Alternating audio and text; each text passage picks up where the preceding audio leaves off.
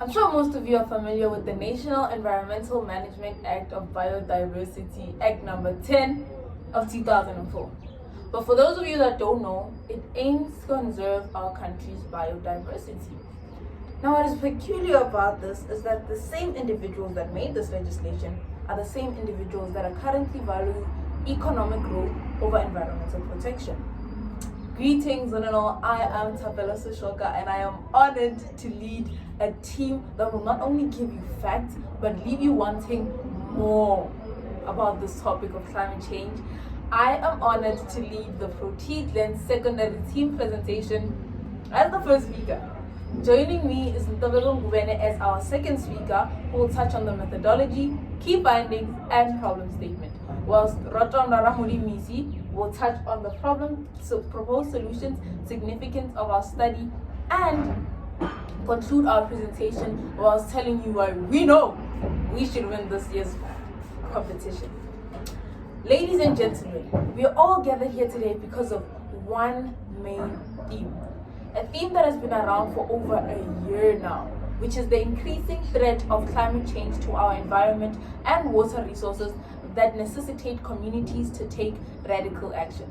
Now, from that theme, as the Protein secondary team, we have made our very own subject, which states restoring the Klip River with integrated solutions for water security, environmental sustainability, and community resilience.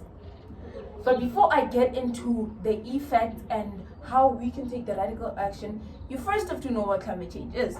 Now, according to the Intergovernmental Panel on Climate change refers to the long-term warming of our planet caused by human activities.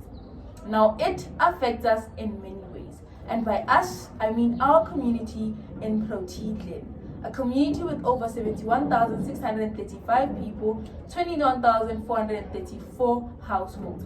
And that is according to the 2011 census. Now imagine, that is information from 14 years ago. Imagine how much the population has grown due to migration. In fact, why imagine when our second speaker will tell you all about it, and not just that, she'll also tell you the depth and length of Soweto. Now, water scarcity is an effect of climate change that we face as a community in Protein. But to put it in perspective, let's look at it from my view. Now, I'm a person that loves a good kota after a long, hard day of school. Now, imagine my surprise when I went to buy my favorite 35 rand kota and I was told, oh no, we can't serve you today. Our utensils are dirty and there's water shedding. Water shedding, a shortage of water after a certain period of time. Now, here in the southwestern township, specifically in Protein, we experience the harsh reality of climate change and water scarcity firsthand. Our increase in population due to migration and the request for limited water resources have made our area a water scarce zone. Now, water and climate change are deeply interconnected. Extreme weather events like heavy rains, unpredictability, and pollution threaten our sustainable development, biodiversity, and access to water and sanitation. Whilst flooding and rising sea levels contaminate our resources with salt water and fecal matter, damaging infrastructures like wells and toilets, climate change is still altering weather patterns. While studies have shown its impact on a global scale, there is still need for further research on a local level.